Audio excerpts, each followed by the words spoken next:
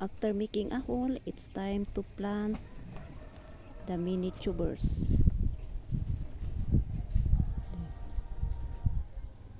So we need to put one by one piece like that.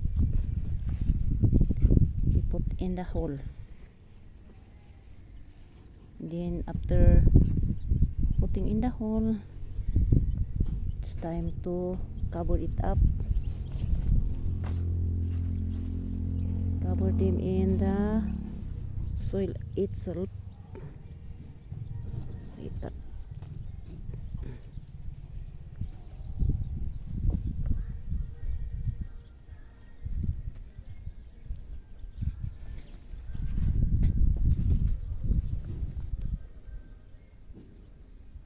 Too much deep. If the hole is too much deep, we need to put some soil and then put the seeds.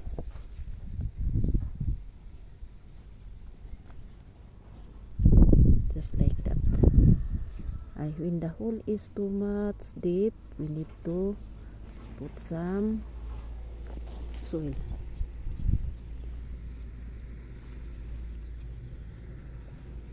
Just like that. Like playing.